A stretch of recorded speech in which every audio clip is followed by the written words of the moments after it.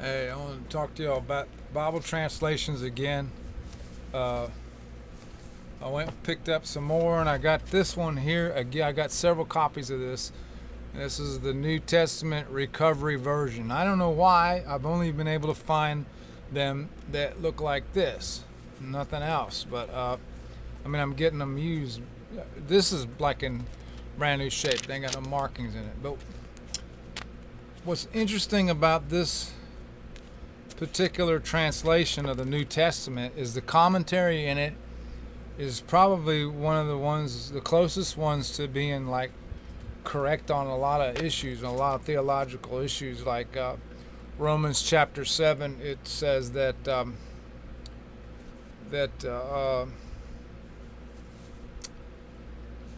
right here that Paul used his own experience. It says, which he has before believed, which he had before he believed in the Lord, to illustrate the wretchedness of trying to do good under the law in order to please God. Neither the human spirit nor the Spirit of God is mentioned in this section, rather the will and the mind of the human soul, which attempt to please God with the good of the natural, are referred to. Although this is the situation of an unsaved person, nearly all Christians pass through this kind of experience after they are saved. Well, if we are passing through that type of situation after we're saved, we shouldn't really be dealing with that, what it says in chapter 7. Let me read to you what it says in chapter 7. It says,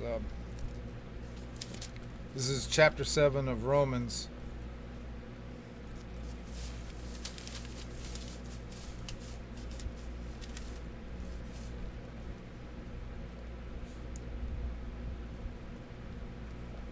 Verse 15 says, for what I work out I do not acknowledge, for what I will, this I do not practice, but what I hate, this I do.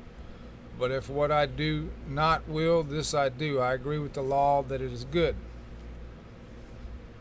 Now that it is no longer I that work it out, but sin that dwells in me. For I know that in me, that is in my flesh, nothing good dwells, for to will is present with me, but to work out the good is not.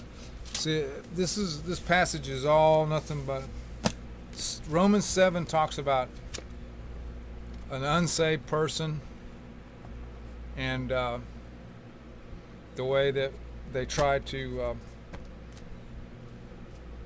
religiously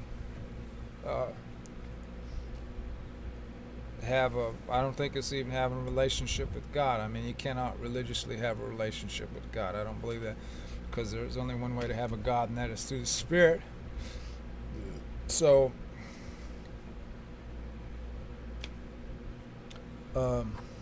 that's ridiculous, but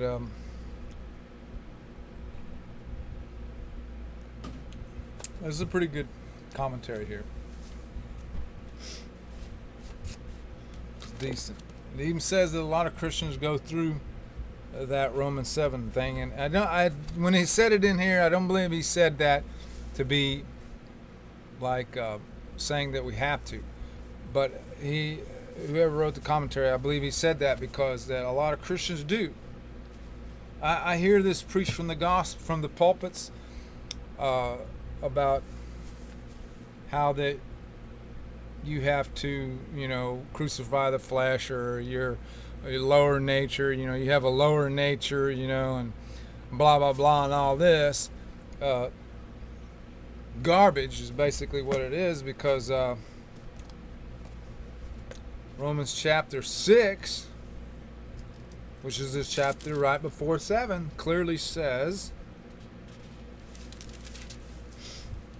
let's see, Romans 6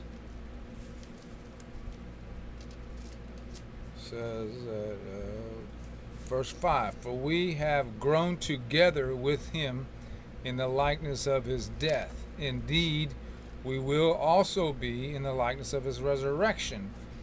Verse 6, knowing this, that our old man has been crucified with him, in order that the body of sin might be annulled, that we should no longer serve sin as slaves. It also says in here, one thing about it is this cat right here, this kitty cat, see this one right here, this one, he's a little baby brat kitty, okay? I don't want him going outside and eating weeds. And I tell him, don't go out and eat weeds. And what does he do? He goes out there and goes right to the weeds. Because it's so tantalizingly, looks so good to him because I'm telling him not to do that. That's how sin is. The law. Actually, it's the law. I'm not talking about the sin, but the law is like that. The law says, thou shalt not. And so sin takes the law and perverts it and makes it the breaking of the law look so good to the flesh that you can't. I've seen this over and over again with people with that animal there. You tell them, kids, you tell them don't do this, tell people not to do this, and they're going to go do it. And they're going to rebel against you. Anytime you stand up and lay down the law like that, you can expect that somebody is going to come up and just do the opposite of what you want them to do, because that's the way it is with the law. And we're not under the law anymore. See, we're under grace. Say. So when you're preaching from the pulpit and you're preaching the law of the pulpit, then you're creating more problems for the people listening to what you're saying. You're preaching death to them. They're going to go out and they're going to commit sin eventually. Because why? Because they're trying to deal with it in their flesh. Say, man.